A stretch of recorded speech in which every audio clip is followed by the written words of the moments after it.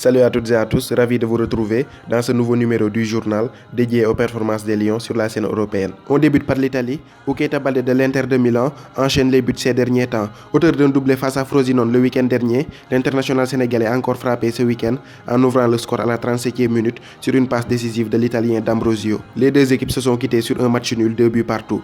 De leur côté, Kalidou Koulibaly et les Napolitains sont allés s'imposer 2-1 sur la pelouse de l'Atalanta Bergame. La Spal d'Alfred Gomis titulaire a concédé le match nul 2 buts partout à domicile contre Empoli, tandis qu'Ibrahima Mbaye et Bologne ont été écrasés 4-1 par la Sampdoria de Gênes. En Turquie, Mbaye Diagne connaît une première partie de saison plus que parfait. Il enchaîne les buts et les doublés au fil des week-ends. Pour cette 14e journée de Super League, Diagne n'a pas dérogé à la règle. Lors du match nul de Kassim Pacha 2-2 face à Fenerbahçe, Diagne a planté un doublé. Avec ses deux nouveaux buts, il inscrit respectivement ses 15e et 16e buts en championnat et trône tout seul à la tête des meilleurs buteurs européens de la saison. Dans le grand derby d'Istanbul qui les opposés au Beşiktaş, Pape Alioune Ndiaye et Galatasaray ont été défaits 1-0 par ces derniers. Cependant, le milieu de terrain sénégalais n'a pas pris part à ce match. Au Danemark, Dame Doy a inscrit son 11e but de la saison en Super Ligue 1 lors de la large victoire du FC Copenhague 6-1 sur la pelouse d'Horsens FC. Déjà meilleur buteur de l'histoire du club de la capitale danoise, Dame Doy continue sa chasse au record. Même à 33 ans, ses qualités de buteur sont restées intactes. En Angleterre, le derby de la Mersey qui opposait Liverpool de Sadio Mané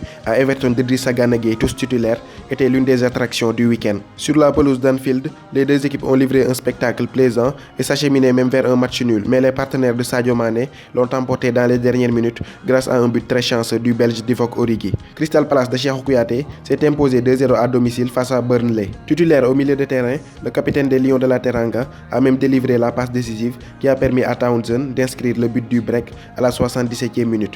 Enfin, Momo Diamé et les Magpies de Newcastle se sont lourdement inclinés 3-0 à domicile face à West Ham. En France, Ismaïla Sarr a inscrit un but splendide sur une superbe frappe en pleine lucarne à la 9e minute, mais insuffisant puisque le Stade Rennais s'est fait corriger 4-1 à domicile face à Strasbourg. C'est le 5e but d'Ismaïla Sarr cette saison en Ligue 1.